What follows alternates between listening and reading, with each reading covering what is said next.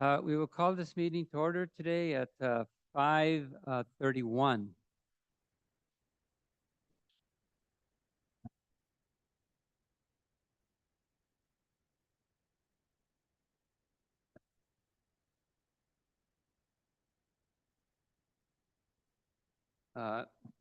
Mr. Koenig, if you can take the roll call, please.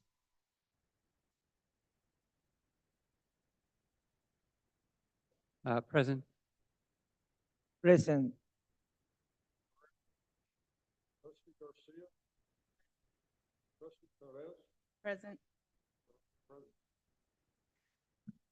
Wonderful. Glad to have you all here with us this afternoon. We have a full house. Mr. Koenig, if you can please lead us in the Pledge of Allegiance. Ready? Salute. I pledge allegiance to the flag of the United States of America and to the republic for which it stands, one nation, under God, indivisible, with liberty and justice for all.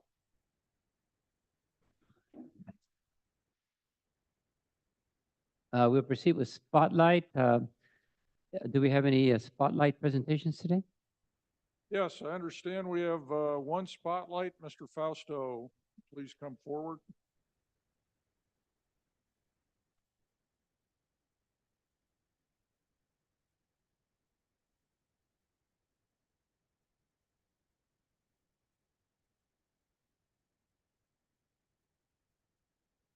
Good evening, Board of Trustees, Superintendent, and Cabinet members. I'm Jose Fausto, Director of the Expanded Learning Programs, and I'm happy to introduce you to our new Program Manager, Angelica Pulido.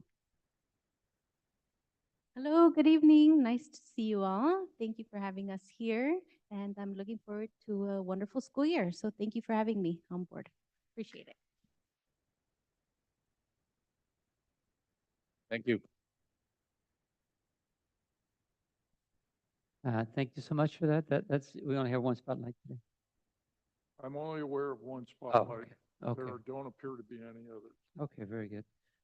We'll proceed to the adoption of the agenda. I'll entertain a motion to adopt. I motion. Second. Made by Leticia Garcia. Is there a second? Second. Seconded by Jose Jimenez. Comments, questions? If we can have a line vote, Mr. Koenig? Vice President Ocampo, Yes. Clerk Jimenez, Yes. Trustee Gilpus Pereira, Trustee Garcia, Yes. Trustee Perez. Yes. Okay, number two, we move to public comment concerning items on the open session agenda and/or non-agenda items. Guidelines, there will be a two-minute limit for individuals and a 20-minute limit on total public comments. There is no ceding of one's time to other individuals. So today we've installed a new timer. When after a minute, you're going to get a yellow light, which means that you have one minute to go, and then after that, the timer will go off. Be aware that I haven't heard the timer. They tell me it's a little bit loud, though, So I would highly recommend that you stay to the 2 minutes, and that when you see that yellow light, that you begin to summarize. If you have things that you don't think you're going to make it, then try to summarize as best you can, because after the 2 minutes, the timer will go off, and then we'll proceed to the next speaker. So individuals wishing to address the Board of Trustees on open session agenda items and or other items may do so at this time. And we have a starting time of 5:36. First person is Janie Lucas.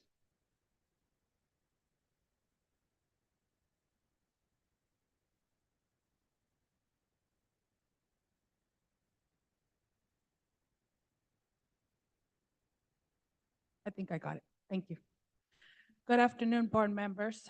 The reason why I'm here is because We transitioned into escuelas comunitarias, and we're trying to get that goal within the next couple of years. And I think we're all confused. My background, since 2001, I've been doing sergeant of arms, timekeeper, all these different things that involve planning, accountability, and when are we going to have an update on that next timeline, that goal? One of the biggest things that I ask myself every single day is, when's the next goal going to come up?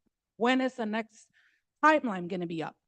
Who's going to be responsible for whether it's parent involvement on a committee saying, yes, we want this company to remain in possession of this particular project. We want this. Who represents what part of Procórico? Who represents mariachi? Who does all these things? And who's accountable for, we don't want them in the next 2 years. We don't want them in the next year. And that's one of the things that when I saw it in the news saying that parents are not part of that process, I wondered, well, then where is escuelas comunitarias going to fit in LSL district?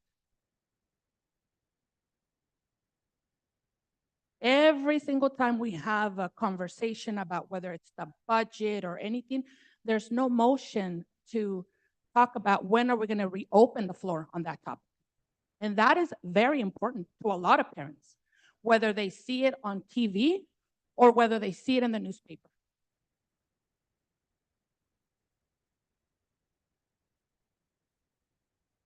Mr. Campo? Thank you, Janie. Okay, we will continue with Alma Loredo. Buenas tardes. Voy a hablar en español, entonces no sé, espero que no, va a seguir corriendo, pero me voy. Buenas tardes, miembros de la mesa directiva, Superintendente Koenig. Mi nombre es Alma Loredo, yo soy madre de 3 estudiantes que fueron de este distrito. También estoy aquí como el organizador de padres con VHC Padres Unidos. Y quiero agradecer la respuesta formal que fue dirigida para mi comentario en la reunión pasada. Lo agradecemos y solo queremos recordar que estas prioridades son de los padres en la comunidad y es una necesidad que queremos traer a ustedes como una oportunidad de apoyar a los estudiantes y las necesidades de las familias. Y no solo como algo que Padres Unidos estamos abogando, ya que los padres que nosotros alcanzamos son padres de este distrito. Y estamos apoyando a que sus voces sean escuchadas y que el apoyo en salud mental, enfermeras en el sitio escolar, interpretación, plan de reclasificación, clases bilingües sean una realidad. Cada vez que venimos estamos dando retroalimentación y sugerencias a lo que los padres están trayendo como una necesidad.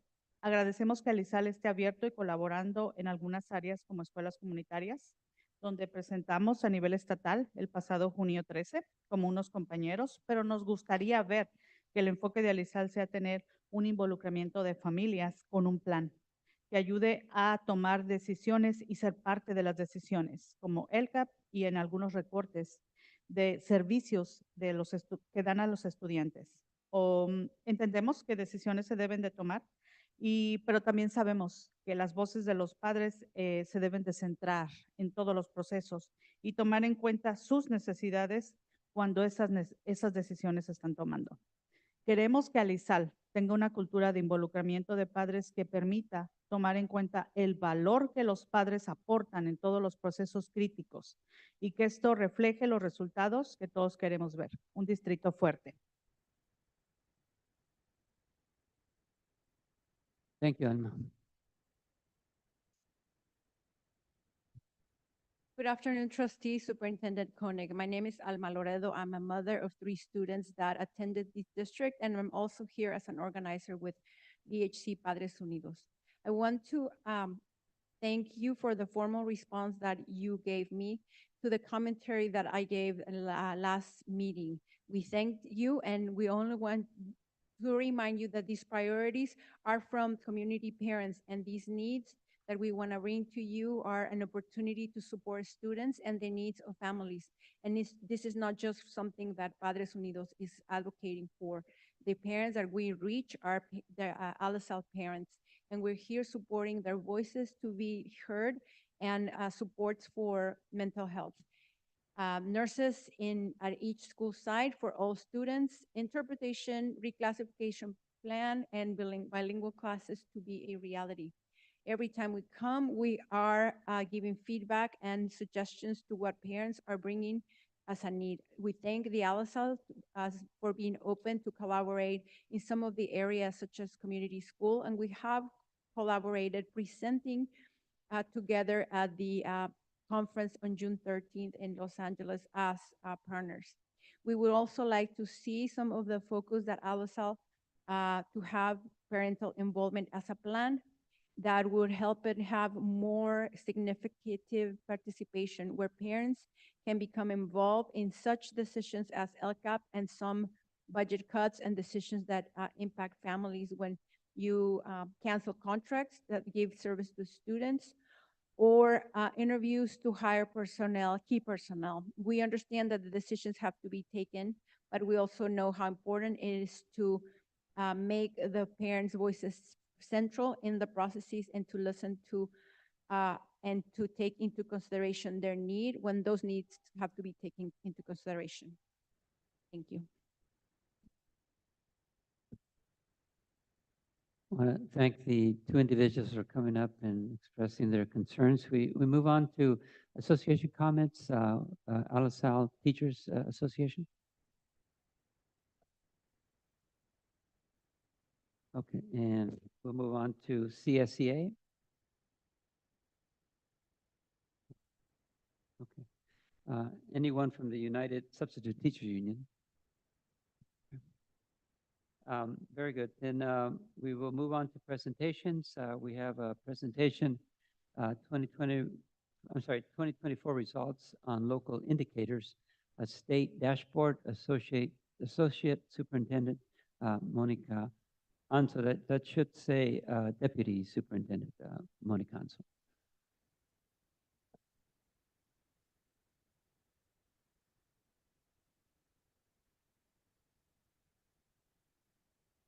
Good afternoon, Vice President Ocampo, Superintendent Koenig, trustees, cabinet, and community.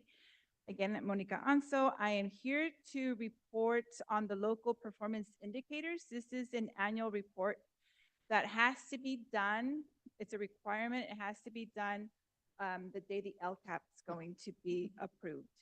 So for our dashboard, let's see if I can, oh, there we go. Okay, so some of the background here is for our local control funding formula, or LCFF, where data is not collected at the state level, and LEA has to measure it by collecting data locally so that we can inform the dashboard. So when you go onto the dashboard, there's data that's represented academically or through CalPADS, like suspensions. This one's collected through our local surveys, information that we have through Williams, and I'll go through each priority so that you can see how we did.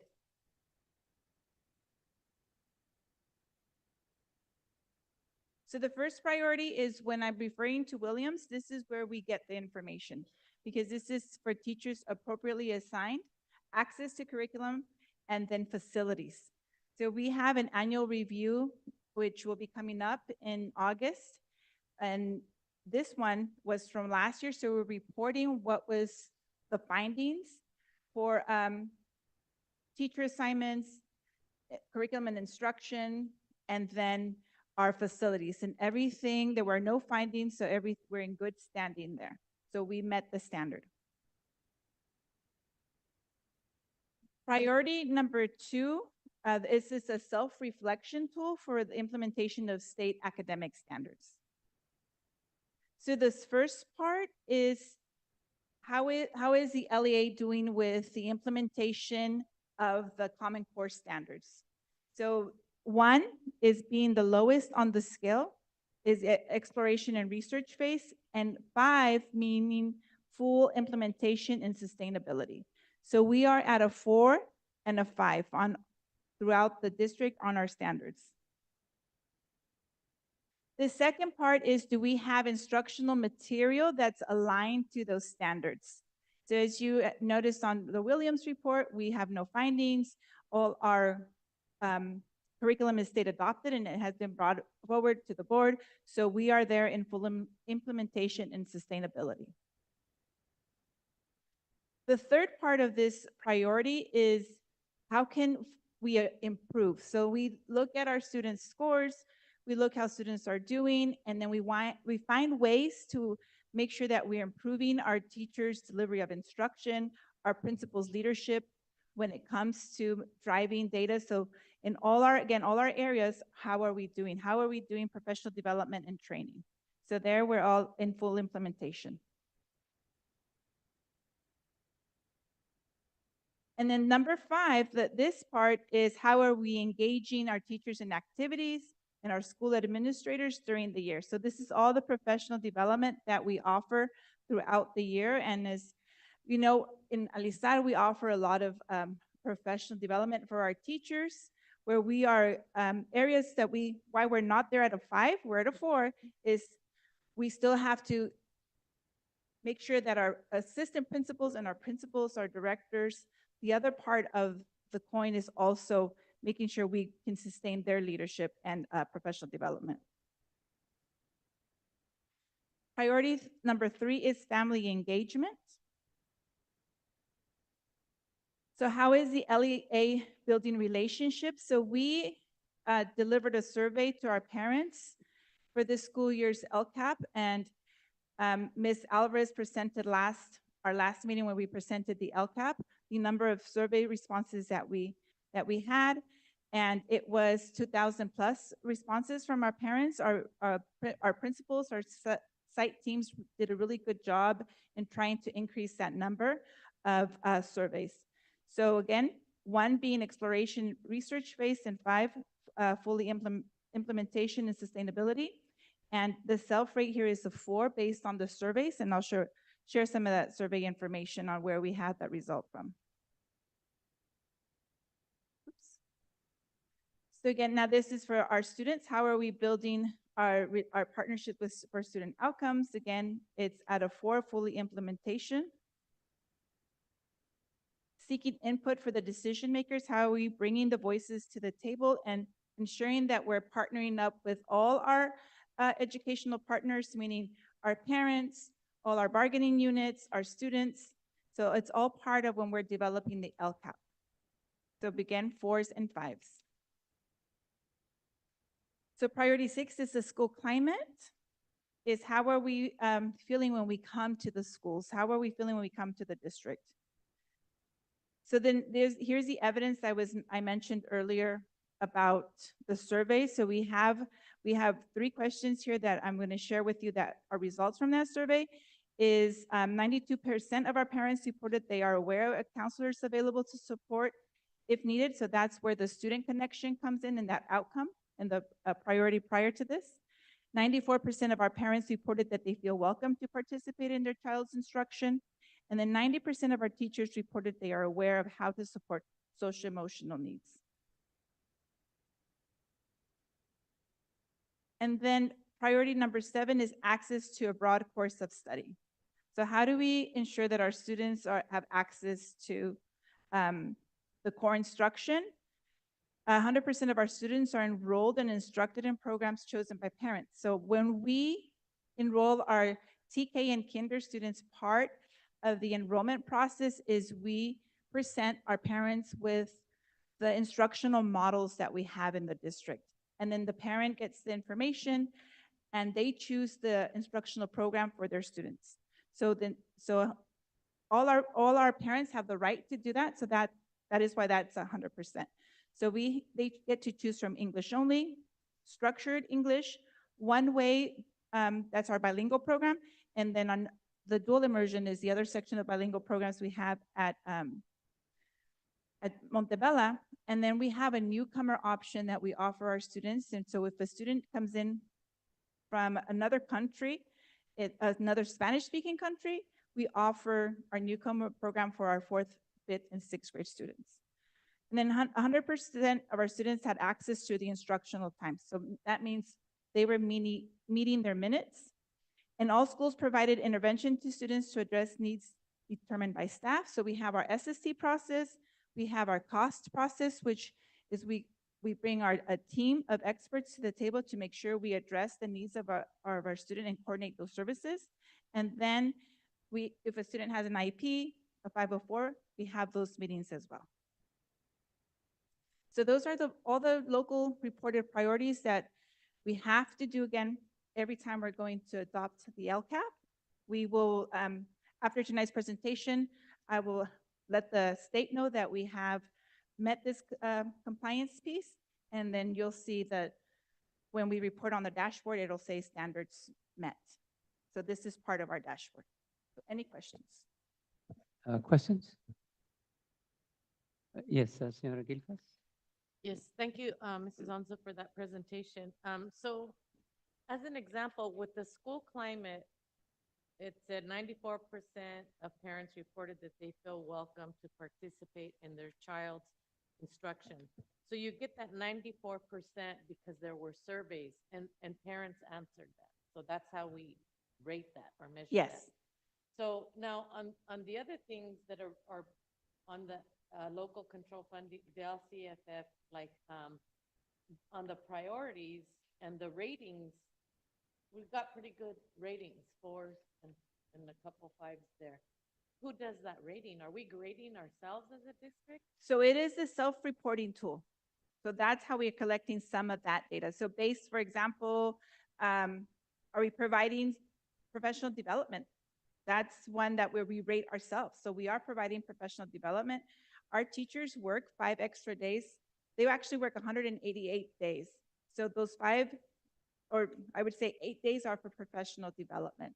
So there's that part there. Our principals, they come back before everyone, all the teachers are back, so they receive professional development. They're receiving it throughout the year.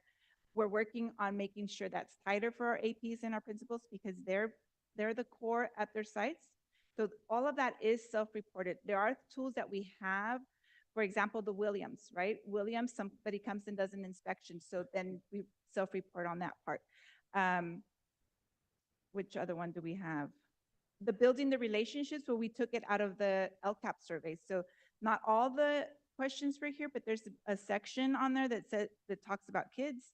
Our kids get a survey as well on how they're feeling about school and if they feel that they have somebody to go to. So that's all part of the school climate. So I guess my question is, so we're self-reporting. That's almost like if I'm going to school and the teacher gives me the report card and says, fill it out. Well, I'm going to give myself straight A's, right? Yes. So how do we show the public, who creates that? It's not one person doing the self-reporting. Is it a committee? Or in your position, do you get the information from the principals? In other words, and I don't mean to be negative on this, I just want to know the answer. How do we know it's correct, that we're self-reporting what's correct? How do we prove that? And that's not a trick question. I don't mean to. Well, I don't think it's a trick question. I think that it's a fair question because we have to hold ourselves accountable. I'm confident that there is everything that we're saying here, we're providing, especially to our teachers, our principals. Is there a lot more we can do? Of course. Is there room for growth? Yes. Do we have to make sure we're engaging in different? And maybe what we need to do is tell our story better. How do we share that narrative of how we're engaging and make it public throughout the year so that we see, because we have all our documentation, right? Somebody were to come ask us, we have agendas, we have sign-ins, we have a calendar that we have set up so that we can see what's happening. So all that is there and ensuring that it happens. There's something we have to work on is getting feedback when we do our professional developments, even our engagement, our meetings with parents. How are we getting their feedback? Do they like what they're receiving during a workshop? So there's a lot of data that we collect because we need them. We need paperwork for a simple reimbursement of some kind, or when we have audits and there's money that was used to pay for a meeting and we have to have all that documentation. So that's why I say I'm confident that even though this is the self-reporting tool, that we are self-reporting and in a way that reflects the work that we're doing. Thank you. Well, then, congratulations on that because it sounds like we're doing pretty good. Thank you. Any other questions, board? I'd just like to thank you for presenting this. I know some of it is very confusing. I mean, Very so, I technical. mean, to be fair, okay, so we had 2,000 parents, right, that have responded. So, I mean, if you kind of do the numbers, I mean, we still have like 7,000 students in our schools, right? Is that correct, Mr. Koenig, more or less, Yeah, so I mean, if you do the math there, it's more like, you're only about 25% or less than, well, I don't know, right around there, yeah, that responded to the survey. So I think we got to do a better job of getting the information from the parents, having them respond so that we do get a bigger picture, capture the essence of what the majority of the parents are feeling, because it is a success because we're getting better, right? Yes. And I do agree that we need to, applaud our successes when we have them. But it is, if you're looking at that, 7,000 kids and only 2,000 sets of parents maybe responded to the survey. So there's plenty of room for improvement there. And, I did, and thank you for clarifying, all principals have to have sign-in sheets and things like that when the parents come to the meetings. And I think we've improved quite a bit since I've been on this board. I do tend to look at sign-in sheets and I do look at the school plans. I do read them. And I Yes. do notice that there has been an improvement, a shift. There still are more room for improvement. I did notice there was 3 schools that didn't have the accurate members in the councils. So that, that in itself, I think there needs to be some follow-up with that because there's supposed to be a minimum of 10 unless something's changed. But I think there is plenty to applaud. And yeah, thank you for this information. Very important. Thanks. Other questions? Okay. I'm curious, the questions, how do the questions get formulated? Where did the questions come from? The questions on this, with the actual report itself, On the report, yes. it's from the state. So this is the state template. They give us the self-reflection tool, and then we report on it. I think, So that's the direction they come up with. so you don't have any leeway of changing the questions? The questions on this report, no. Yeah, because it would seem to me that a question on climate, do parents feel welcome coming into the school would be a great question, but it's not on there and we can't use it. Yes, no. So what we can adjust the questions on our LCAP survey.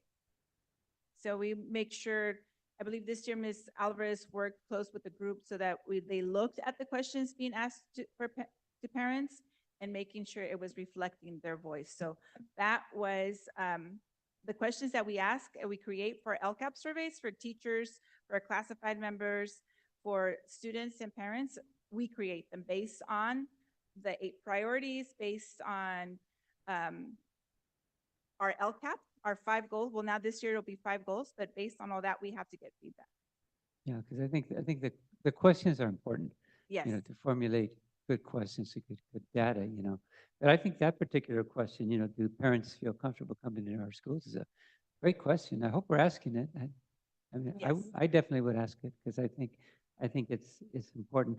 I heard you say something about principal leadership driving data. Is that something that's being assessed, or did I misunderstand something, or? So it's something we're working on with our principals. I think that part of what Ms. Garcia just shared is a reflection to where we still have to work in developing their own leadership skills. I think the principal position is probably to me, it was my favorite, but it's probably one of the hardest positions to do because we're requiring a lot of them. We want them to be instructional leaders in academics and behavior and in all the social emotional, and to lead and shift teams. And so when they're required to all this, they need professional development. They need to be able to know when they stick to their due dates, making sure they're compliant. And like in the piece that Ms. Garcia mentioned, that's the compliance piece.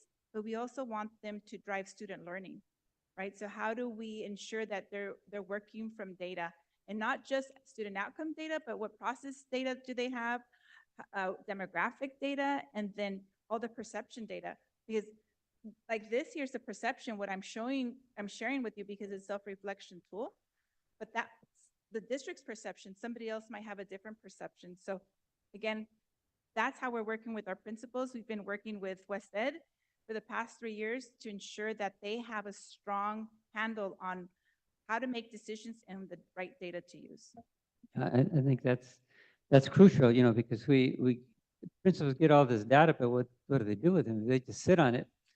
You know, it's useless. They have to do something with it. They have to use it to improve learning, you know, obviously, and help their teachers figure out, you know, how do they use the data to improve teaching, which should improve learning. So I'm glad that that's being looked at, and in my opinion, that's a very very crucial piece of it as we try to improve our test scores, you know. But so hopefully that'll be successful in the future. Thank you then for your Thank you. presentation. We will then move on with Mr. Koenig, special education study presentation.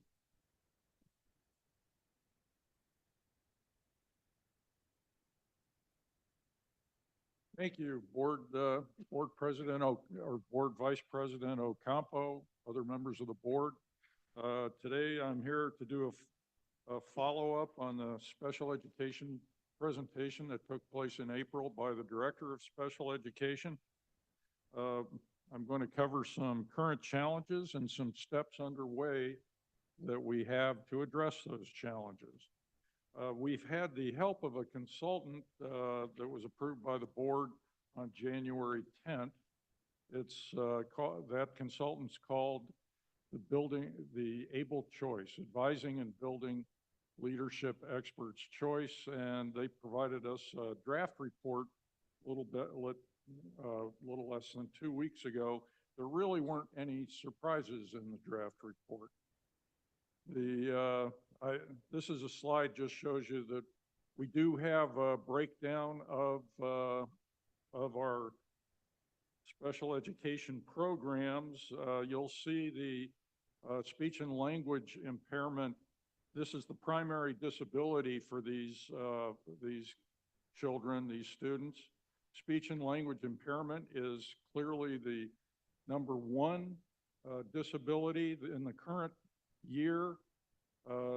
We have 433 students whose primary disability is speech and language. And as I'll talk about later, this is about twice the state average, and it's something we really need to address. As far as the others go, autism and specific learning disability, those students are in our special day classes. We have other health impairments, some of whom are in special day classes. Many of them have hearing issues or sight issues, and we provide services to all of them. This is a breakdown by our programs, more or less. We've got speech and language, which is, I've highlighted that in yellow because it's something we really need to address. We currently identify more than twice as many students as speech and language, as needing speech and language services as the state average. That would come out to, even if we were over-identifying by 200, that's 5 extra speech and language pathologists at a cost of between $600,000 and $750,000. So this is something we need to get a handle on. The other items, the other programs are pretty much in line with the state average. I've highlighted preschool because we're going to make a change to how we deal with the 4-year-olds, or we're hoping to make a change, and we're in the process of doing that right now. As far as the students that we've got in the Monterey County Office of Education programs, most of those are going to stay there. The deaf and hard of hearing, It's not possible for the district to maintain a deaf and hard of hearing program. It's too hard to recruit the teachers. It's too hard to recruit the American Sign Language interpreters. It's a very expensive program. It's a very hard program to maintain. And we're going to leave that, we're going to leave those students with the Monterey County Office of Ed. Same goes with our medically fragile students. We've got 7 of those. They attend 2 schools that are operated by Monterey County Office of Ed. The largest is A.B. Ingham. And I think we've had 1 or 2 board members visit A.B. Ingham. This is a program we cannot replicate in the district, at least not in the foreseeable future. We also have three students in preschool, and they currently have autism, but it's our goal to get as many of our students back into ALICEL programs as we possibly can. So we're hoping that when we give an update on this, we'll have 0 students in the county program at Bard Blades. And then there are other special day class students. Those are mostly very severe autism students. Total, we've got 895 students in special education programs. The consultant who's been assessing our program has identified a number of things that we need to address. One is overdue assessments. Now, it's not possible to have all of the assessments, I don't think, completed within the time limits. But right now, we are only getting about 80% accomplished, either 60 days after the parent signs the assessment plan or on the anniversary of the previous assessment. This is an area we're going to put more emphasis in. We also, the administrative level, the administrative support level of our program is the number of administrators, directors, program managers, and others in our program, along with the support staff, the secretarial, the clerical folks, exceeds that of districts of comparable size. So we are providing the administrative support that we need to provide. There are some problems with that we'll talk about in a second. The district is behind on its translation of IEPs. The district has usually been behind on its translation of IEPs. This is an area that requires 2 things. One is focus, management focus, and the other is specialization from the folks who are actually doing the translation, and we're gonna address that. Our caseloads are within industry standards in all of our programs and for all of our service providers. But we do have, about 4 years ago, we hired our first behavioral analyst. And the behavior analyst program is something we need to tweak. There's been, as sometimes happens when you bring a new function in-house, there's currently a conflict between the behavior analysts and the psychologists and others about who's going to do what. And it's something with the beginning of the next year that we're going to sit down and nail down, get agreements on, and then make the changes that we have to make and then move forward. But it's an issue right now.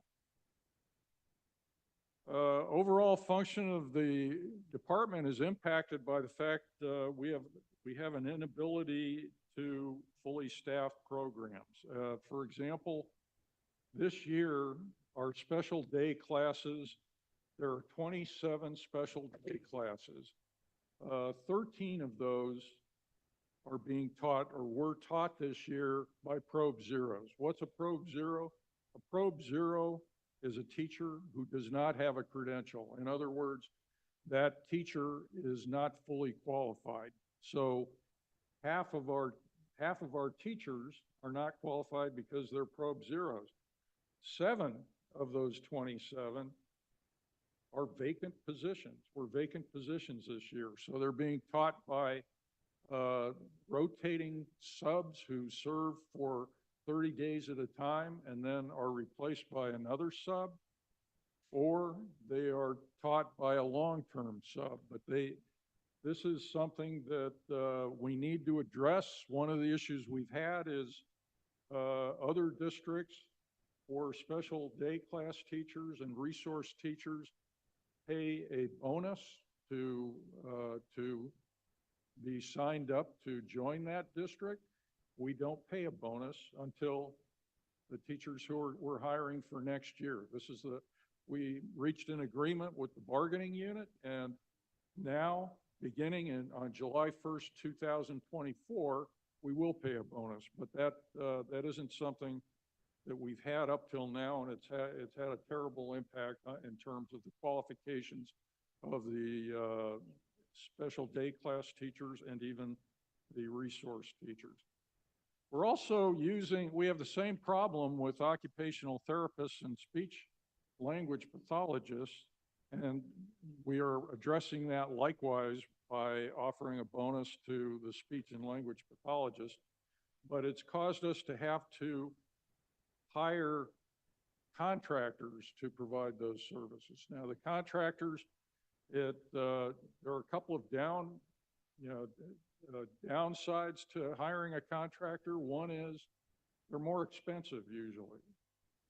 And the other is, if you have the contractor, and this is addressed in the next bullet, if you have the contractor do the assessments, they tend to over-identify folks for needing occupational therapy and speech and language pathology services. So this is something we need to reduce, and as I said, we're hoping the bonus will help us improve that. We're also going to we're re-examining our entry and exit criteria for occupational therapy and speech to make sure that it's accurate and it's what we need in order to identify the students that actually need those services. We are evaluated by the California Department of Education based on input that goes directly to the department through CYRUS, our database that helps us manage special education. And they give us a determination each year. It's basically, it addresses our ability to get our IEPs done in a timely manner. There are 4 possible determinations. The one we want is meet requirements, but for the past 3 years, we have been in the second qualification category there, needs assistance. So our goal for 2024-25 is to get from needs assistance to meets requirements. The 2 reasons that we need assistance, well, we need assistance because of our persistent timeliness issues with IEPs. Changes underway. The first change is really doesn't address any of the findings that we had earlier, but we want to move the the students who are eligible for transitional kindergarten out of the preschool special day classes and put them into the regular special day classes in one of the 4 categories of special day class that we offer. So we're going over the IEPs, and the special ed folks are working hard right now to coordinate moving those students from all the students who turn 4 years old prior to June 2nd as of June 2nd of this month. We're going to try to place them in regular special day classes versus the preschool special day classes. We've instituted a bonus for special education teachers and speech language pathologists, as I mentioned earlier. The district wants to keep as many students as we can in the district, so this isn't a program that we're going to begin this year because it's kind of complicated to organize. But beginning on July 1st of 2025, we're going to have our own therapeutic intervention program. And therapeutic intervention is a program that we currently have 8 students in a county program. That's enough for a full therapeutic intervention program class, and it's for serious behavior problems. And we currently have more students who are eligible for therapeutic intervention than there is room in the programs that the county operates. So we've got students that are remaining in the district who are on a waiting list. Once we put our own program together, we'll have the ability to serve our own students and expand that program if necessary. The board authorized us to move forward with hiring a previously authorized district translator. This translator is going to support translation of IEPs when they're not performing a translation task. In addition, the district staff is going to monitor site IEP timeliness on a regular basis. As I said earlier, we're going to develop entry and exit criteria, in particular for the speech language pathology programs and the occupational therapy program. The teachers and service providers are going to be given training on our assessment tools and eligibility criteria. We want to eliminate the contract service providers. That's not going to happen this year because we know we're not going to have, for example, enough occupational therapists this year. So we've already got one company that we're asking to provide a occupational therapist from. And we're going to hire an information specialist for the information technology department that's going to deal with data, because making sure the data in the special education department is straight every day is an issue that we need to address. So with that, do you have any questions? Any questions for Mr. Koenig? Yes, Leticia? You want to- Oh, do you have a question? Oops, sorry, I must have left it on. Okay, so with the speech and language over-identifying, is that happening mostly in like preschool, or is it, do you have a breakdown of that? Is it happening when they come into kinder, or? It's happening across the board in the district. What the consultant is telling us is the entry criteria are not well defined, and then the exit criteria are not well defined. So once a student goes into speech and language SLP services, they tend to remain there much longer than they should. And my other question in regards to that is that I'm hoping that we're not over-identifying due to language. I mean, because lots of times, I mean, we do have students from Mixteco and other languages like that, and they don't speak English and they don't speak Spanish. And I'm hoping that they're not being over-identified because of the language. And the second or the third thing I need to say about that is, do you offer speech in Spanish? Because I know in my district they don't. If the child has a speech problem, it's the speech therapist is usually doing the speech therapy in English. Okay. Because there I'll isn't a- ask Ms. Anzo to address your 2 questions. No, I think it's offered just in English, so we would have Okay. to look into that. Most of the time when they do have a language, if it's articulation or if there's a language issue why they're qualifying, most of the time they're not in a bilingual program. They're usually an English learner in an EO program. So that's something that we have not given them, I guess, the speech and language therapy in Spanish. Okay. I'm just curious because Yeah. I know, I mean, it doesn't, I've had students on, you know, I've been around for a while and I had students that have had issues and they didn't, you know, it was a problem because we didn't have the services in Spanish. Now that we have a lot of dual immersion programs, it's almost feeling like, okay, are we not trying to get them to learn to speak the Spanish language?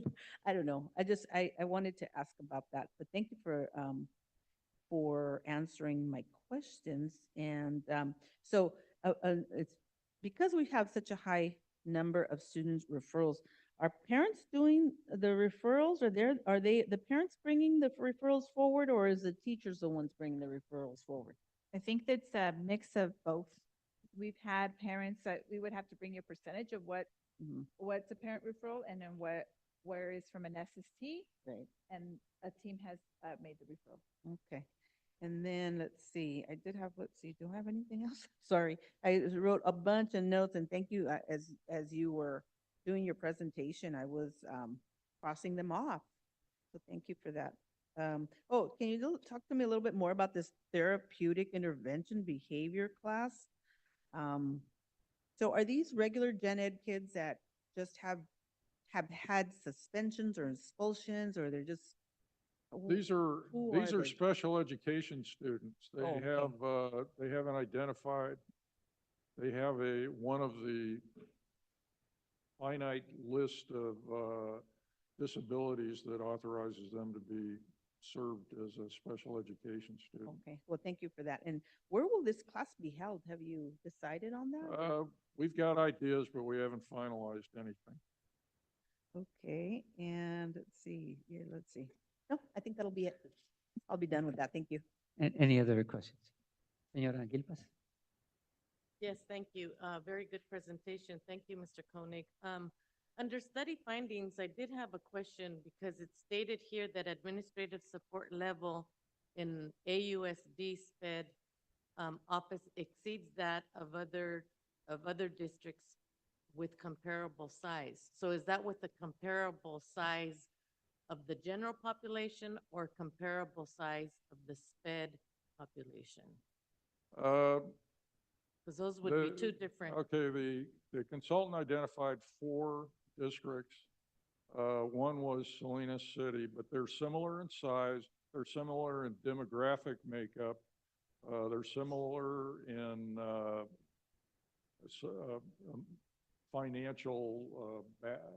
financial background of the folks who attend the schools. I think one was Hueneme, one was Salinas City, and I don't remember what the other one was. So But thank you, but the- they, El Monte, right. But they were based on the similar districts. They compared our identification rate. They compared our personnel, how many people we have in the SPED office, and so on. They did a number of comparisons based on Because it seems it would be fair to compare Alisal with other school districts Right. based on their number of SPED students and Alisal's number of SPED students, not Also- on just demographics. LaSalle actually had the smallest number of SPED students of any of the 4 comparison districts. Okay, so then what this statement is saying, that Alisal has more administrative support, more people More working. administrators and a director and program managers, plus the COSAs and the clerical personnel For SPED, for SPED. just for Yes, SPED. just So for we're not SPED. comparing anything else. No. If you're comparing our number, our 895, was it? To whatever their number Right. is. And according to that number, then we have more administrative support. Right. And otherwise. Okay, thank you. I just wanted to clarify that. And I appreciate Ms. Garcia's question on the over-identification. So I believe I understood it. So the over-identification is based on the information given when they register and when they leave at the end of the school year?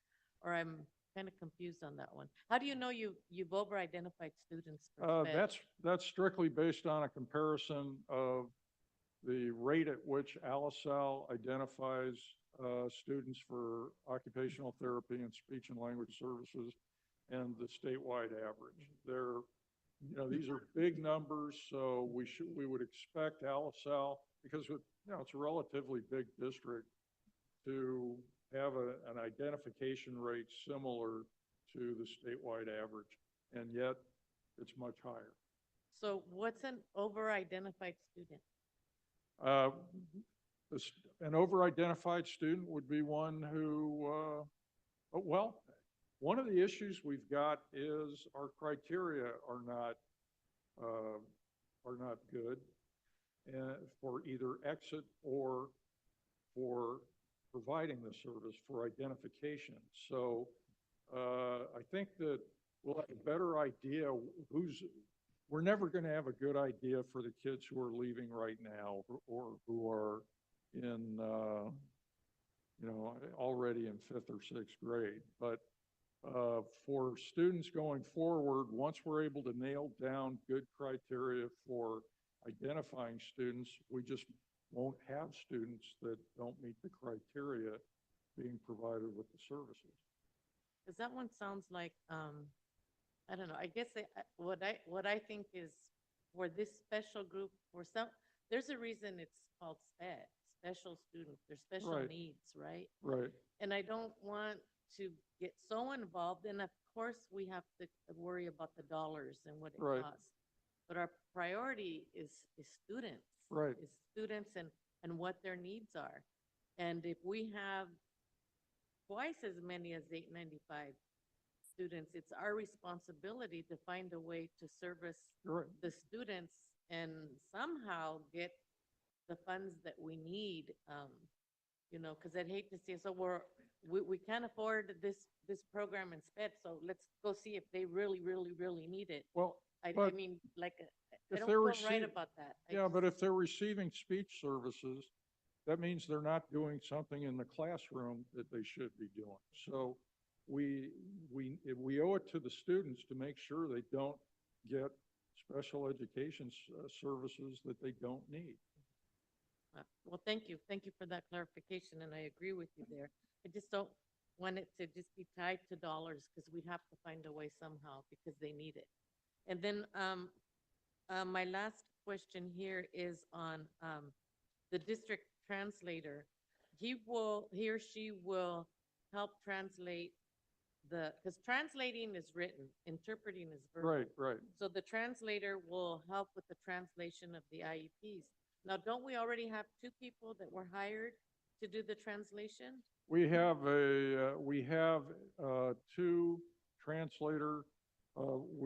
two translator clerks.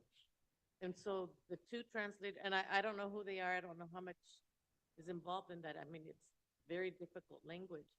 So besides those 2, then we're still are they full-time translators in They're SPED? translator clerks, so they spend part of their day, they probably, I feel like they I'm on divide their Jeopardy. time between translating IEPs and doing clerical tasks, So for example. if these, because it seems like we're always behind in the translation of the Right. IEP. So the one that's losing out there is the family or the parent that needs that translation, Right, right? And so we're very behind, but it seems like we're always very behind. And so we have 2 clerks that aren't really doing it full-time, and we're going to have another, and also though, I remember, because I was asked this by the parent group, that sometimes the instructional assistants are interpreting at the IEPs, but then it's on their job description. right. You told me. So have they been tested, I guess, for the language that they use on IEPs, because they haven't, they passed the test? and- Yeah, so there is an action, when HR is doing the hiring are classified, and they're gonna do anything with translation, they have to take an assessment in Spanish. Oh, okay. So then the paraeducators, that's what they're called, that are interpreting at IEPs they have passed the test to be able to understand that. Okay, so with this new person, do you think that we're gonna be able to catch up? How behind are we? Well, I checked on it today. We have 639 IEPs that are awaiting translation right now. And is that for this year only? That's for this year. That's it. Wow, And, Yes. but we've been in this case, what we need is, administrator focus, and we need, specialization, and we can get this done. We've done this before. So are we legally liable somehow for not providing? Yeah, I know, I was gonna look right at you. May I ask that question? I mean, if I was a parent and I didn't speak English, I'd have an issue with my IEP not being translated. I'm just talking so you can have time to walk to the.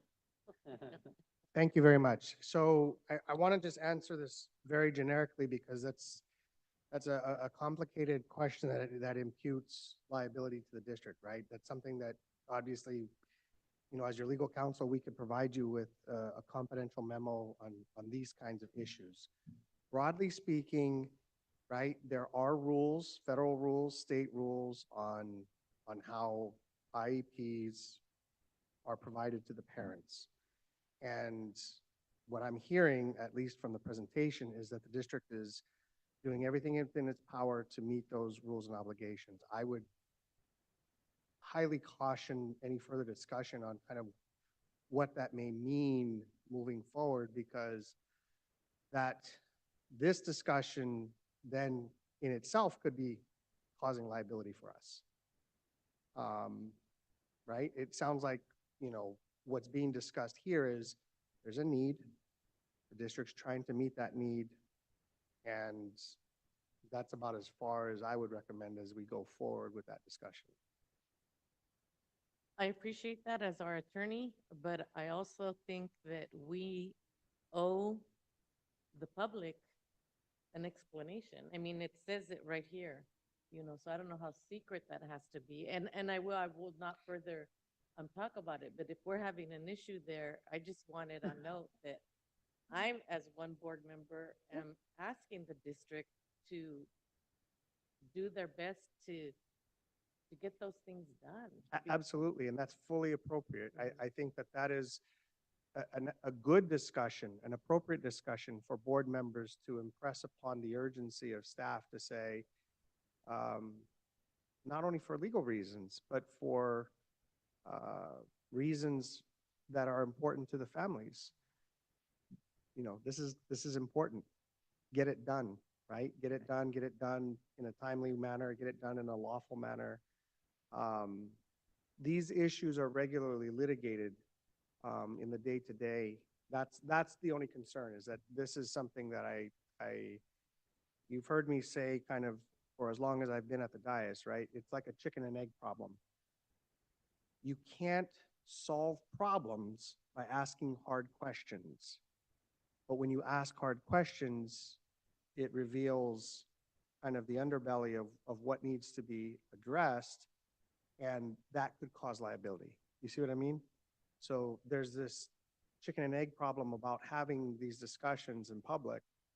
To your credit, this district has had a long, proud history of saying we're going to have these discussions in public, right? So there is a balance, and I think that Trustee Gilpas has struck that appropriate balance by saying, without talking about details, this is a priority, and that staff needs to hear that loud and clear on behalf of the families of the trustees represent, saying that this needs to be done for a variety of reasons.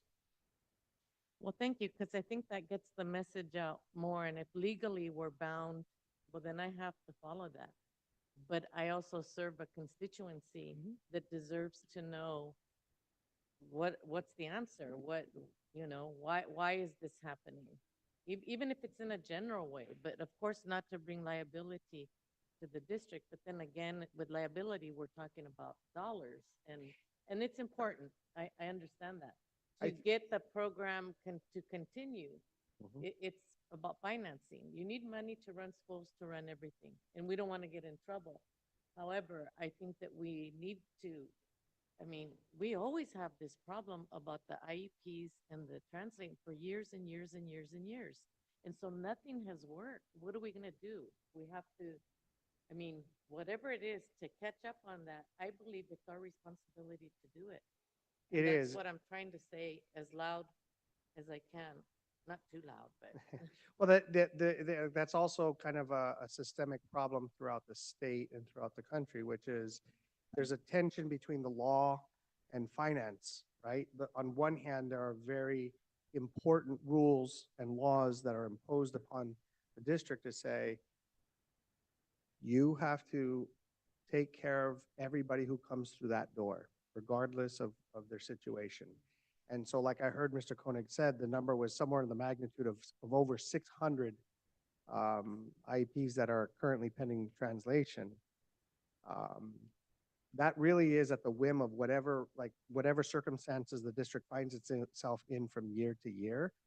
And trying to make ends meet financially is always the tension that I find throughout most school districts in the state of California.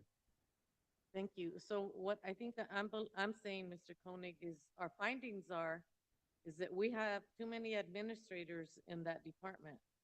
Is that what this is saying? Administrative support level exceeds those of other districts with the same or comparable number of students. So I think we have to start looking at, and I'm not saying let's go out and take people's jobs, but if we have too many administrators, then we need to do something in order to balance out that money or funding so that we can get the IEPs translated for our families. And with that, I'll be quiet.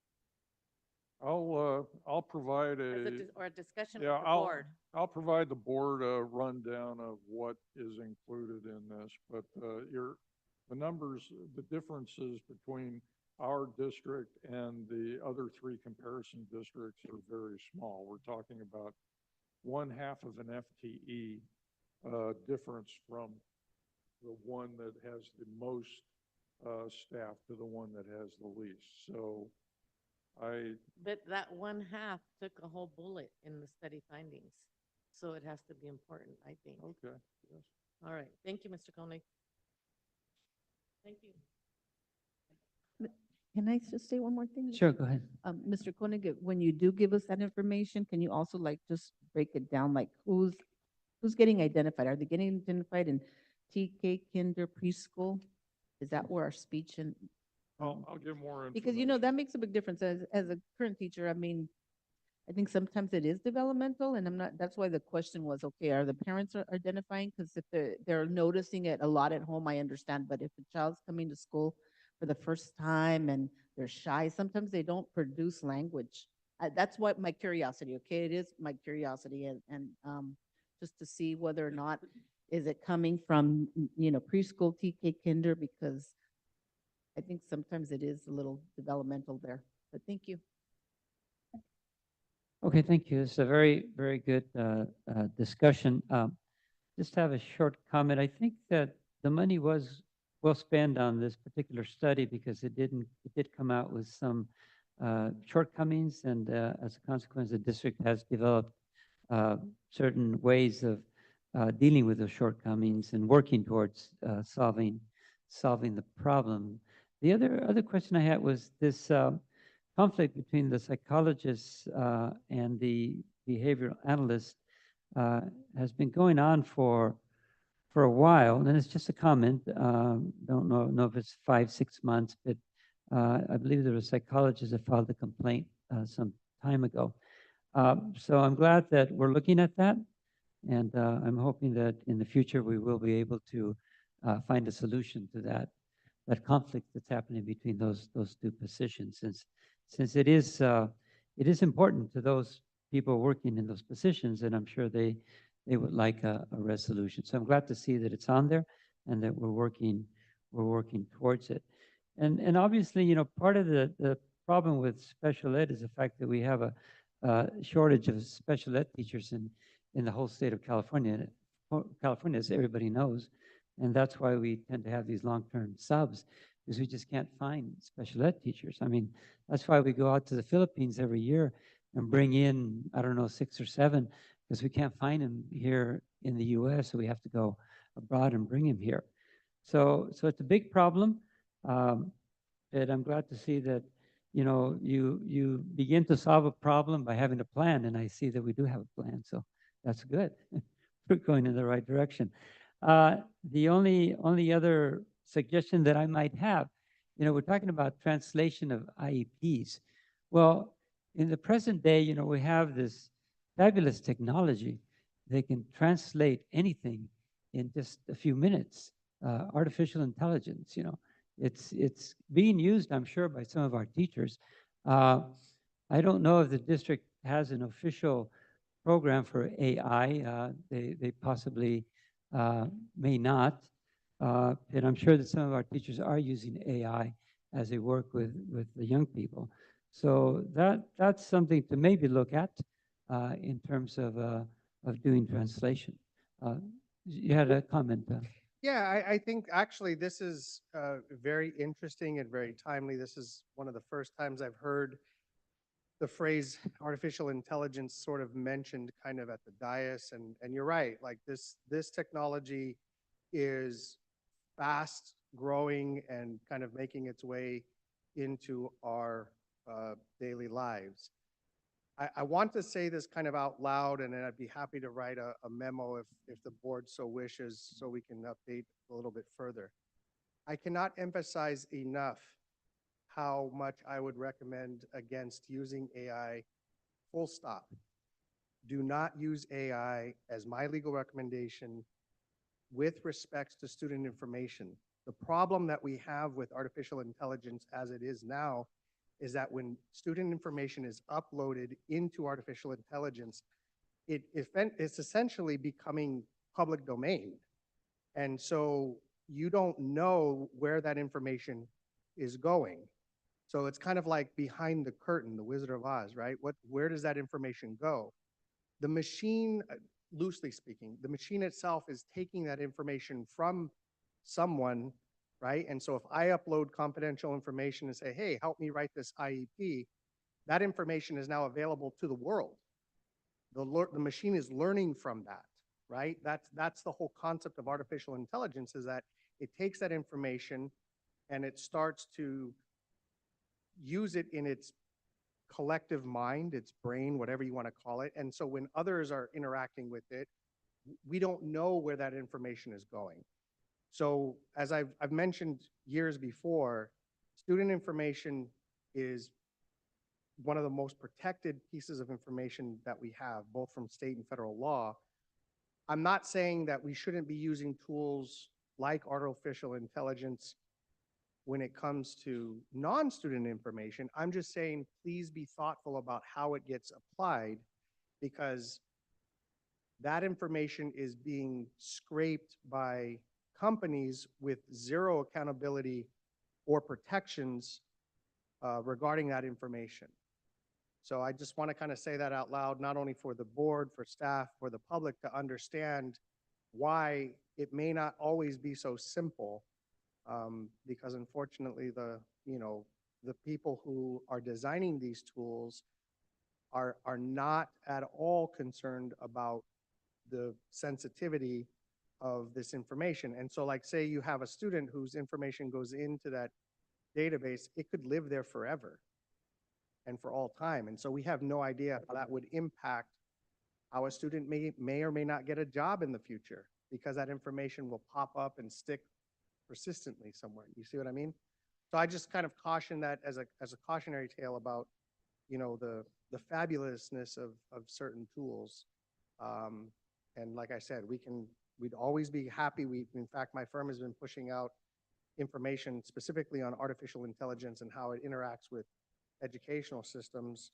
And maybe that's something that, if the district needs some guidance on how to navigate that, to also save money on, these backlogs, we might be able to help you with that. Okay, thank you. Thank you for that. We will then move on to any board member reports. Mr. Jimenez, any reports? Okay, Señora Leticia Garcia. Sorry. So I'd just like to report that I did complete my Master's of Government's training from MCOE. So it took me a while. Bravo. It was, I don't remember if it was 8 Saturdays in a row all day long, and I'm thinking, okay, but I finally did it. So, Masters of Governments is something that most board members do complete within the year or two of them being on the board, and it was very helpful. Being around other board members from our area and even from outside of our area. They came to MCUE to get this training on Saturday all day. And so I was very fortunate to actually not miss a Saturday and finish it this past year. Also, I attended the NALEO conference along with some of my colleagues, and I'm sure they'll talk about it more. And NALEO is the National Association of Latino Elected Officials. And we spent some time out there learning more about how government works and in respect to school boards and how we all kind of fit into a puzzle. So that is my report. Thank you.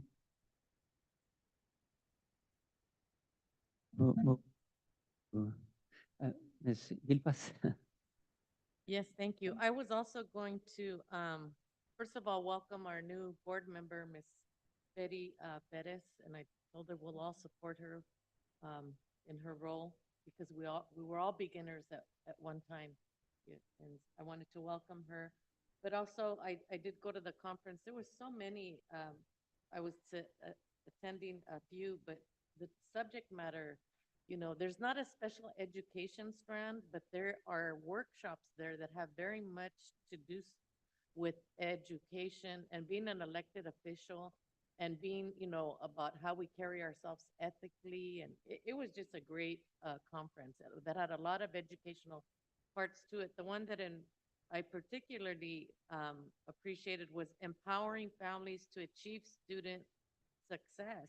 And it talked about assessments and scores that they've done that showed that the minorities, those of colors, English language learners are the ones that fared considerably worse academically than any other group because of COVID. So now there are school districts that are making new policies, discussion on establishing favorable learning conditions that are a little bit different out of the box, sort of, for student academic success. So the districts are listed. I'll turn them over to you later, Mr. Koenig. But it was a great. Thank you for allowing us, you know, to go to those conferences. It was nice. Good information. Thank you. Yes, Beatriz, you have anything to report? I just want to say that I met with the cabinet and superintendent yesterday, and, you know, thank you for bringing me up to date and giving me a tour. I appreciate it. Yeah, I also attended the same conference that Lupe went to, the NALEO conference, and it was very interesting. I actually did put together the names and contact information of many programs that I heard about, which I think I will also give to Mr. Koenig. Whether or not the district can use them, I'll leave that up to the discretion of administration.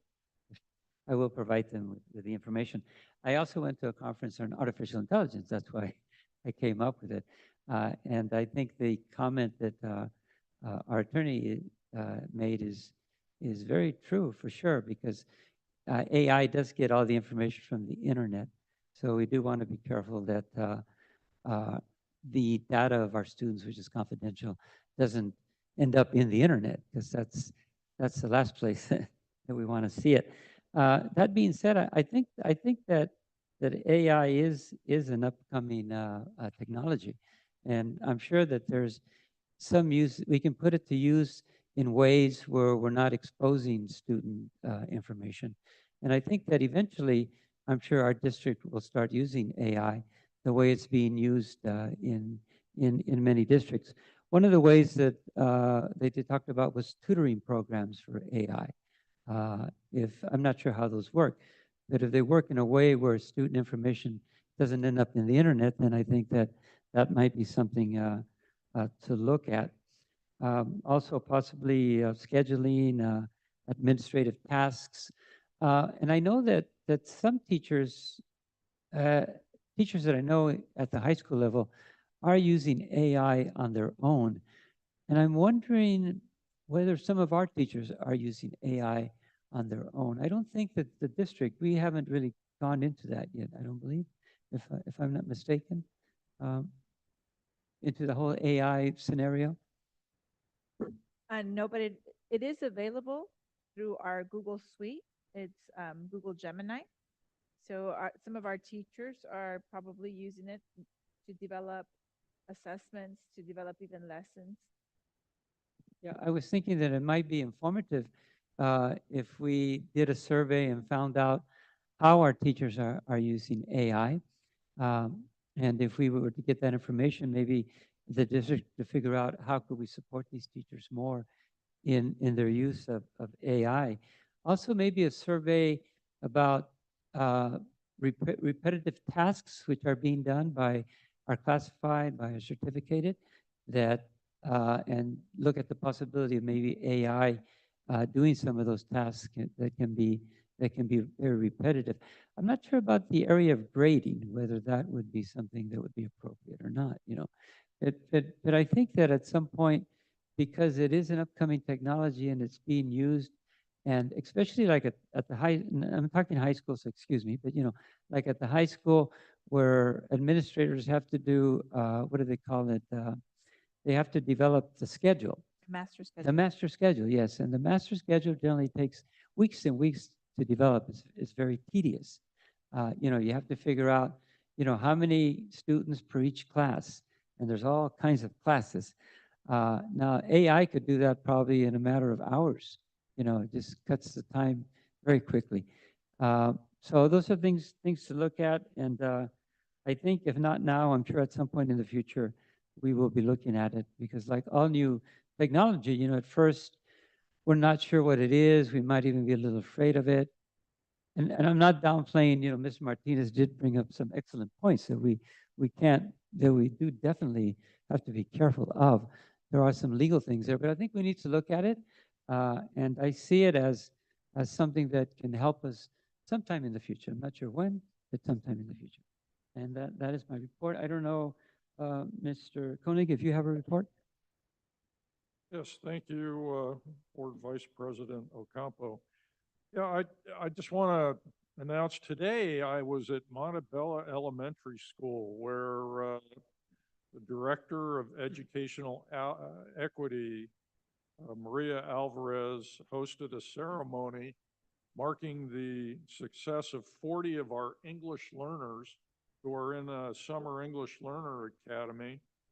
And they were able to meet all the local criteria, and they were able to be certified, reclassified as English proficient. And this includes 10 sixth graders who will now be able to go to the middle schools, and they will be able to take an elective because they're no longer considered English learners. So it was a great ceremony.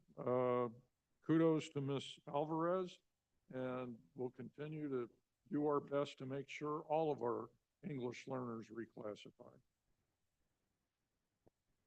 Thank you, Mr. Koenig. That was excellent news on the number of our students who are being reclassified. That's definitely a step in the right direction. We will then move on with the consent agenda. I will entertain a motion to approve the consent agenda. So moved. So moved by Senora Quilpas and seconded by Mr. Jimenez. Are there any comments or any questions?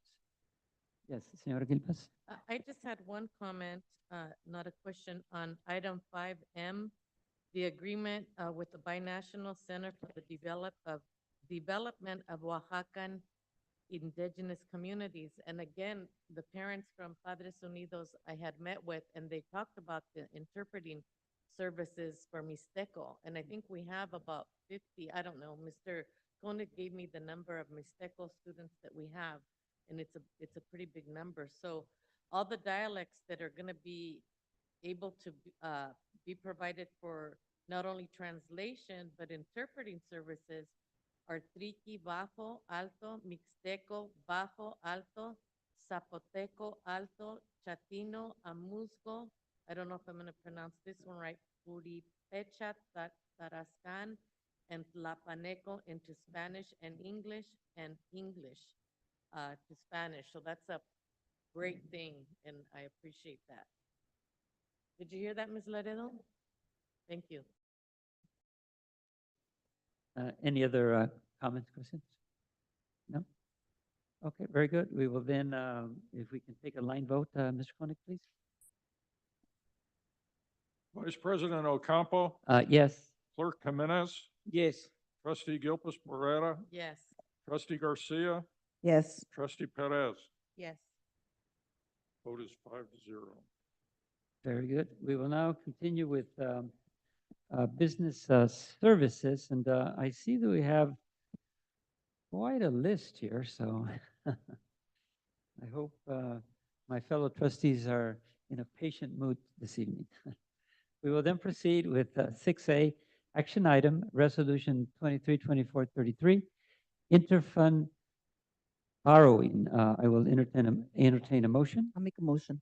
Motion made Second. by, I'm sorry, was it Ms. Garcia? Yes. Yes, and a second? Second. Second by Mr. Jimenez. Comments, questions? We'll take a line vote then. Vice President Ocampo, Yes. Clerk Jimenez, Yes. Trustee Gilpus Pereira, Trustee Garcia, Yes. Trustee Perez. Yes. Vote is 5-0. Resolution 232434, year-end budget transfers. Will entertain a motion. Make a motion. Motion made by Ms. Garcia, Second. second by Mr. Jimenez. Comments, questions? Line vote, please. Vice President Ocampo, Yes. Clerk Jimenez, Yes. Trustee Gilpus Pereira, Trustee Garcia, Yes. Trustee Perez. Yes. Vote is 5-0. Resolution 232435, local reserve cap. Will entertain a motion. Make a motion. Motion made by Ms. Garcia, Second. second by Mr. Jimenez. Comments, questions? Take a line vote. Vice President Ocampo, Yes. Clerk Jimenez, Yes. Trustee Gilpus Pereira, Trustee Garcia, Yes. Trustee Perez. Yes. Vote is 5-0. Proposals, architect and design services for future facilities projects. Will entertain a motion. All motion. Motion made by Ms. Garcia, Second. second by, was that Ms., I'm sorry, Ms. Perez. Comments, questions? Line vote. Vice President Ocampo, Yes. Clerk Jimenez, Trustee Gilpus Pereira, Trustee Garcia, Yes. Trustee Perez. Yes. Vote is Resolution. 5-0. Resolution 232436, Education Protection Account. Entertain a motion. Motion. I make a motion. Motion made by Ms. Garcia, second. Second by Ms. Gilpas. Comments, questions? Line vote. Vice President Ocampo, Yes. Clerk Jimenez, Yes. Trustee Gilpus Pereira, Trustee Garcia, Yes. Trustee Perez. Yes. 5-0. Adoption of proposal 2024-2025 budget. Entertain a motion. Make a motion. Motion made by Mr. Jimenez, second. Second by Ms. Gilpas. Comments, questions? We'll take a line vote. Vice President Ocampo, Yes. Clerk Jimenez, Yes. Trustee Gilpus Pereira, Trustee Garcia, Yes. Trustee Perez. Yes. Vote is 5-0. Information, this is educational services information, local control and accountability plan, LCAP, hearing responses 1 and 2. Action, I'm sorry, this is only for information. I don't know if there's any questions on the local account and accountability plan. Okay, then we will continue with action item, adoption of the local control and accountability plan, the LCAP, for 24-27. Entertain a motion. So moved by Senora Gilpas. Second. Second by Mr. Jimenez. Comments, questions? Line vote. Vice President Ocampo, Yes. Clerk Jimenez, Yes. Trustee Gilpus Pereira, Trustee Garcia, Yes. Trustee Perez. Yes. Vote is 5-0. We move on to Human Resources. Action item, request for new position Secretary 2, Educational Services. Entertain a motion. I'll make a motion. Motion made by Senora Garcia, second. Second by Senora Aguilpas. Comments, questions? Line vote. Vice President Ocampo, Yes. Clerk Jimenez, Yes. Trustee Gilpus Pereira, Trustee Garcia, Yes. Trustee Perez. Yes. Vote is 5-0. B, memorandum of understanding between the Alisal Union School District and the California School Employees Association, CSEA Chapter 577, for interpretation services. Entertain a motion. So moved by Senora Aguilpas, second. Second by Mr. Jimenez. Comments, questions? Line vote. Vice President Ocampo, Yes. Clerk Jimenez, Yes. Trustee Gilpus Pereira, Trustee Garcia, Yes. Trustee Perez. Yes. The vote is 5-0. C, job description, adoption of the program manager of Universal Pre-Kinder, second reading. A motion, entertain a motion.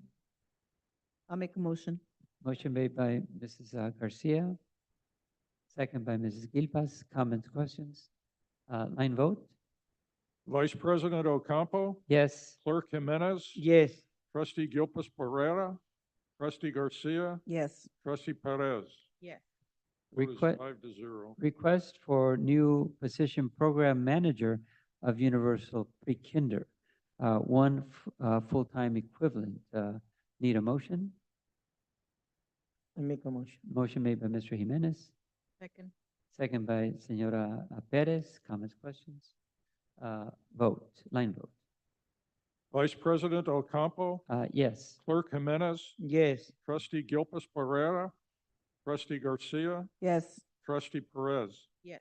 Move Vote is on 5-0. to Administrative Services. Action item AB 1200, California School Employees Association. I will entertain a motion. So moved by Senora Gilpas, Second. second by Mr. Jimenez. Comments, questions? Line vote. Vice President Ocampo, Yes. Clerk Jimenez, Yes. Trustee Gilpus Pereira, Trustee Garcia, Yes. Trustee Perez. Yes. Vote is 5-0. Tentative agreement between the California School Employees Association, number 577, and the Alisal Union School District. Need a motion? I make, Motion made by Senora Garcia, second. second, Senor Jimenez. Comments, questions? Line vote. Vice President Ocampo, Yes. Clerk Jimenez, Yes. Trustee Gilpus Pereira, Trustee Garcia, Yes. Trustee Perez. Yes. Vote is 5-0. Item C, salary schedule change, classified, confidential, classified management, certificated management, and cabinet. Need a motion? So moved by Senora Gilpas, second. Second. Second by La Senora Perez. Comments, questions? Yes. I did. I had asked Mr. Koenig, why isn't the board there? And so he explained to me that it's done annually if we wanted to, because we're the only ones left out and we get a stipend.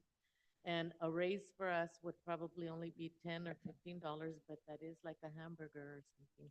So I would be interested in discussing that when he brings it back for us. Thank you. I mean, I hope everybody feels that way. It could be tacos. Okay, so I think we need a line vote then? Vice President Ocampo, Yes. Clerk Jimenez, Yes. Trustee Gilpus Pereira, Trustee Garcia, Yes. Trustee Perez. Yes. Vote is 5-0. E, workplace violence prevention plan. Need a motion? Oh, didn't we skip D. number D? Oh, sorry. Yes, we did. Yes. Action item 2024 California School Boards Association Annual Education Conference in Anaheim, California, from December 4 to 7, 2024. attendance of 5 board members, superintendent and associate superintendent. Entertain a motion? So moved by Señora Gilpas, a second. Second. Second by la Señora Perez. Comments, questions? Oh, sure, yes. I don't mean to be presumptuous, but there is an item down below where if this action item is adopted, it doesn't include your deputy. The So deputy is currently the associate superintendent. I understand. I'm just curious if, for clarity, it would be It's okay. superintendent and So can we change it to include deputy? you can. I'm just for Sure. clarity purposes, like, I understand Okay. Mr. Koenig is saying that the intent, right? I understand that. I'm just saying that what gets adopted is, that's just up to you guys, I guess. Okay. So, but you're recommending that the board approve it with the change from associate superintendent to deputy superintendent? And or addition. You can also Oh, say okay. associate and deputy to cover all your bases. So, so we're Go ahead. fine. If we need to change it, we'll change it at the next board meeting, correct? We can add deputy or change it to deputy at the next board meeting instead of doing that today. Because we don't know if we have to change it, we don't know what the vote's gonna be like. Right. So we're Yes. okay right now. Yes. Okay, thank you. Or someone could make a motion, I think, to change it to deputy superintendent and we could vote. on We it. don't know if it's going to be approved. Yeah, we don't. Oh, know. I'm sorry, we're not there yet. Yes, sorry, I'm getting ahead of myself. Okay, very good. Oh, I thought it was okay, very good, got it, okay. Very good. Okay, so then, I'm sorry, where were we? I sort of got to the, Is there any further comment? yes, comments, yes. Oh, that's right, yes, there was a comment, La Señora Gilpas. Any other comments? Okay, very good. Then line vote? Vice President Ocampo? Yes. Clerk Jimenez? Yes. Trustee Gilpas Pereira? Trustee Garcia? Yes. Trustee Perez? Yes. Vote is 5-0. Okay, workplace violence, I thought we did this one, violence prevention plan. Okay, motion for this one? Make a motion. Motion, Señor Jimenez, second? Okay, Yes. second, Señora Garcia. Comments, questions? I do have a comment. Yes. So have we ever had a workplace violence prevention plan before? I mean, this is wonderful. I did read through it. And I No. was like very surprised that we had one, but I mean, have we ever had one before? No, there was a new law passed that Okay. required each school district to have a workplace violence prevention plan and conduct training in accordance with whatever it says in that plan. So we're complying with a new law. We have to do this before July 1st, 2024. We just learned about this a few weeks ago and we got this, we got a straw man law plan from our attorneys and we've modified it and we're presenting it to the board. But it's a new requirement. It's a new, but so you have to have the plan in place by July 1st, Yes. but not everybody trained in it by July The 1st. training needs to take place in conjunction with the beginning of the new school year, like Okay. child abuse training Sure. and all the other training. That was my only comment. I thought, wait, did I ever hear that we had a workplace violence? It was, I was pleasantly surprised, even, it just, yeah, thank you. Okay, doke. Then we go to the I have a line vote question. then? I have a question. Oh, sorry. Mr. Yes, Thank you. Señora Gil. I agree with trustee Garcia. I thought also it doesn't look like it was a revision because it has today's date on it. So I thought, wow, is this the first time? And I really liked what I saw here. But now I do have an attorney question. Because on page number 8 of 14, one of the bullets says, because it's talking about work violence, hazards, and so forth. So it says frequency and severity of employees' reports of threats of physical or verbal abuse. Oh, I go, where'd he go? Oh. Verbal abuse. Okay, so does that mean if anybody in the district manager, supervisor, if they're verbally, if they yell at their employee or their subordinates, they are creating a workplace violence. That includes the board, the cabinet, everybody, principals. So I'm going to answer it two ways. This is a new law, so I don't know. We're still trying to figure out that. But I do have extensive experience in workplace violence restraining orders. And the way that the phrase workplace violence is interpreted by the courts is you need credible threats of violence, not just I'm yelling at you or I'm berating you. It's more along the lines of I'm going to hurt you, I'm going to hit you, I'm going to stab you. Like there has to be more than just criticism, anger. There needs to be a nexus to violence and a credible threat, not just like a true, haha, we're just joking, like, don't do that. You're gonna get, Mr. Koenig's gonna kill you if you push that button. It's like, no, that wasn't credible. That was a silly joke. It really is designed to address the concept of violence in the workplace.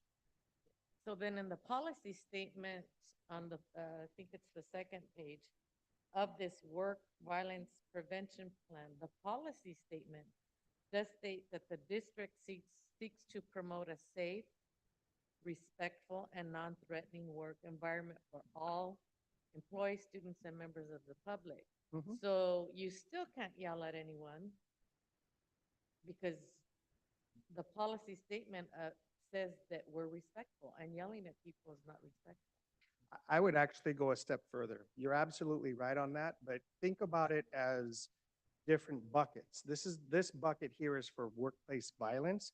That doesn't mean that you have already on the books laws and board policies preventing harassment, sexual harassment, bullying, so on and so forth. So there are a lot of different other buckets that would directly prevent yelling and, bullying or creating a hostile work environment, sexual harassment. It's just this particular new law wants to address and take on in a more affirmative way preventing workplace violence.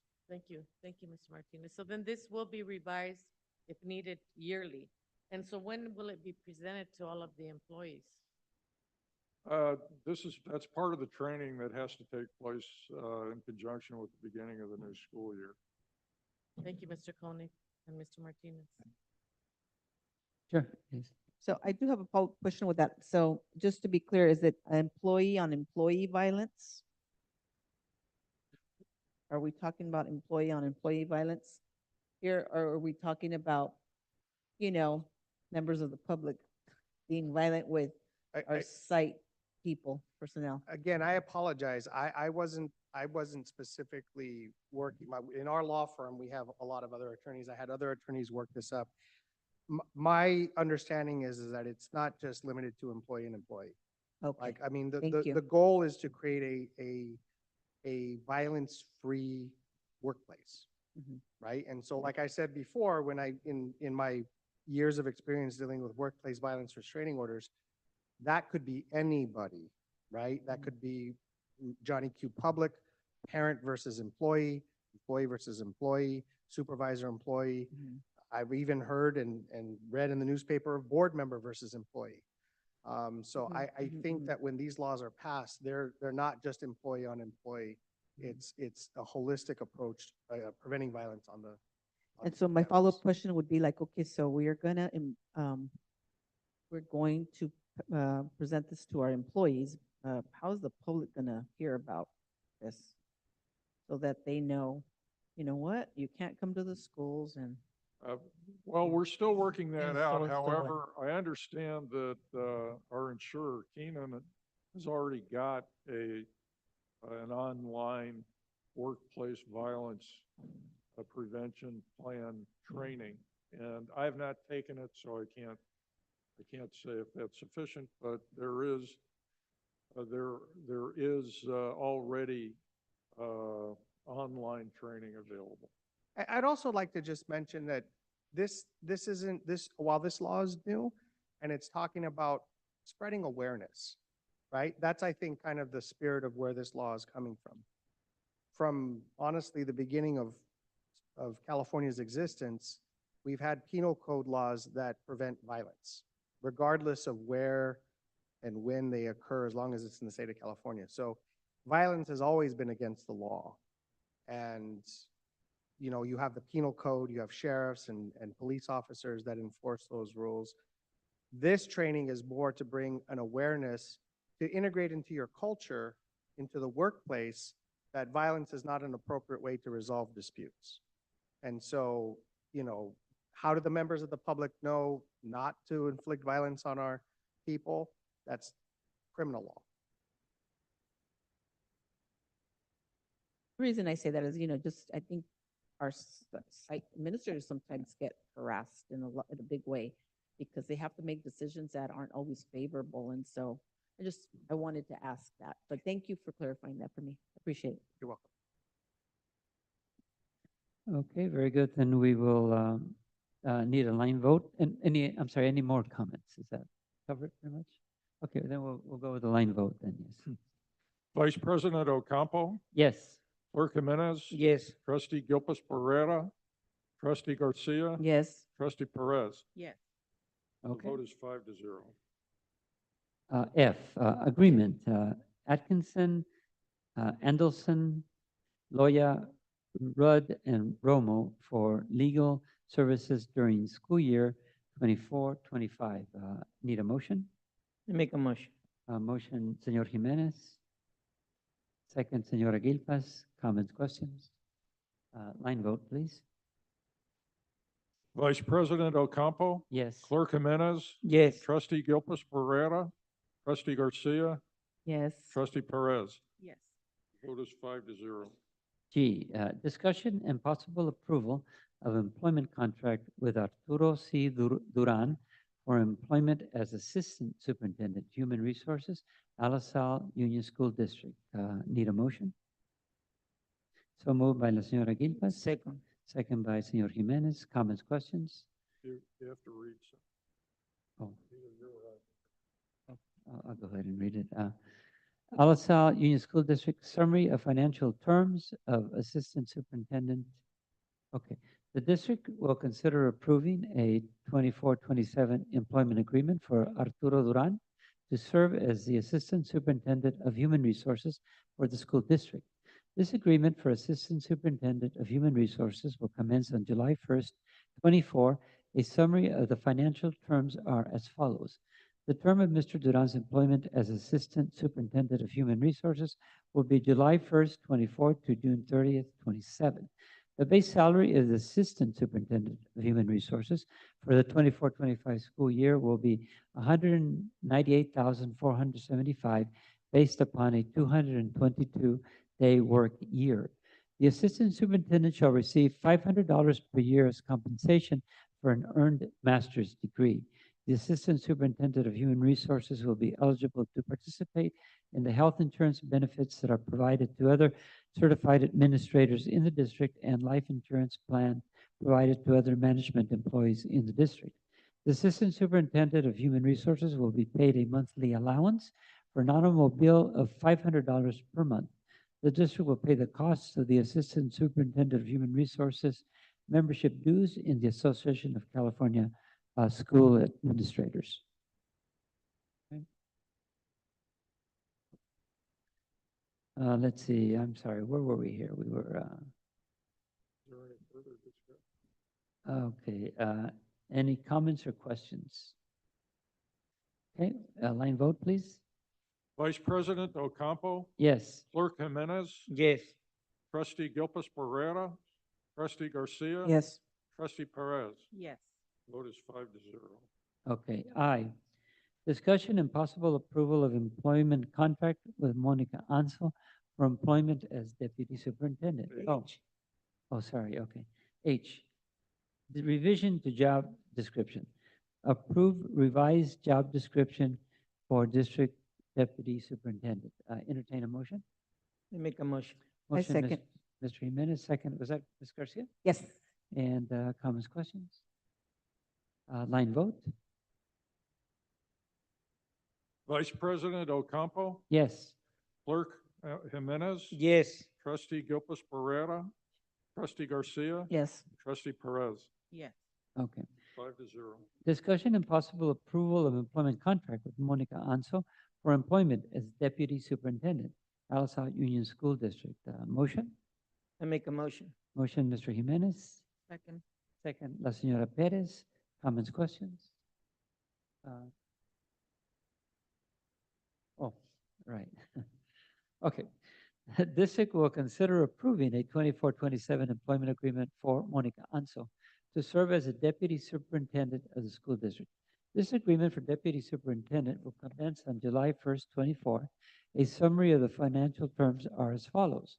The term of Ms. Anso's employment as deputy superintendent will be July 1, 24 to June 30th, 27. The base salary of the deputy superintendent for the 24-25 school year will be $234,000 based upon a 222-day work year. The deputy superintendent will be eligible to participate in the health insurance benefits that are provided to other certificated administrators in the district and life insurance plan provided to other management employees in the district. The deputy superintendent will be paid a monthly allowance for an automobile of $500 per month. The district will pay the cost of the deputy superintendent's membership dues in the Association of California School Administrators and California Association of Latino Superintendents and Administrators. Okay, I believe we were in comments, questions. Yes, Senora Gildas? I just wanted to say that the revision, well, change, how we have this job description, I have so much faith in Mrs. Anzo to be able to do that. And I know that I wanted to commend us, the board, because for some time now, we have all been saying, how can we more support the principals? How can we support the principals to do their job, to get that student achievement, you know, higher? And so the board came up with this, this idea to have a deputy superintendent that can really work closer with principals, give input on their performance, and even to the you know, I like that it says assistant programs for each principal, you know, individually. Sure, there's the accountability part of it, which is big, but the main reason is that, well, I feel that we're providing an excellent person to support our principals so that our kids can do better. And so it's a well-written job description, and I trust that Mrs. Anso can do the job, you know, and so hope that the principals are excited about that too. Thank you. Any other comments, questions? Okay, then we'll take a line vote. Vice President Ocampo. Yes. Clerk Jimenez. Yes. Trustee Gilpus Pereira. Trustee Garcia. Yes. Trustee Perez. Yes. Vote is 5-0. Can we clap?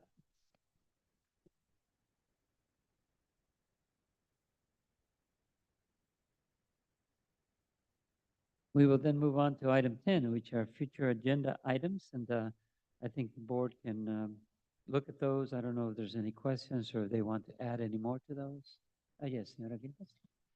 I just want to add one. There can't be a presentation, or I don't know about a future agenda item. It could be just be information, but where are we with Alma? I think I'm the representative for our labor management, and I haven't been invited to not one meeting. I don't think we had any meetings this year, so if we're not gonna have Alma, then let's not have it, but let's not advertise to the community that we're having Alma if we're not.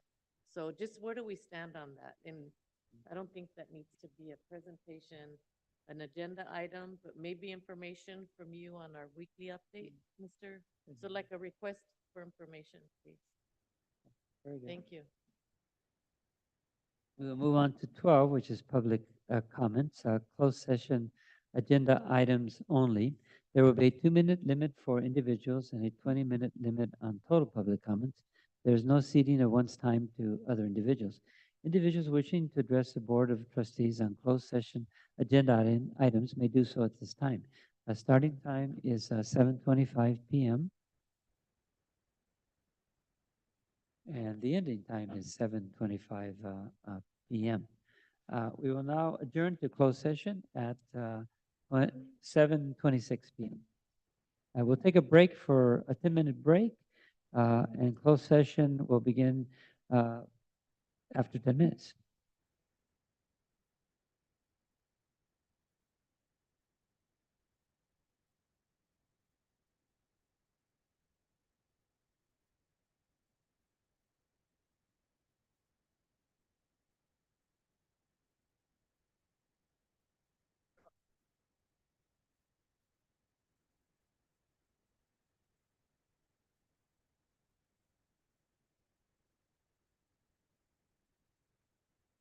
Where's it gonna be?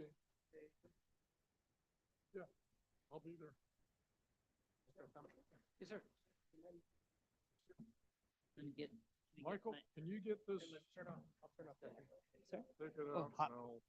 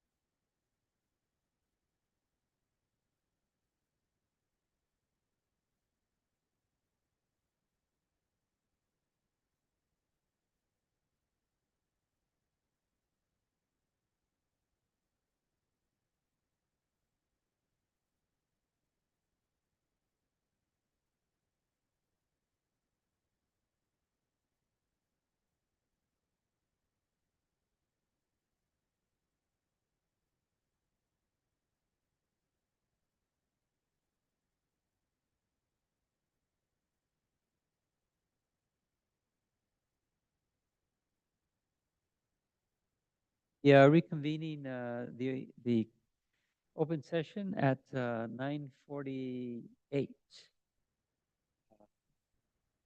And I think we have a reported action, I think, by Mr. Koenig.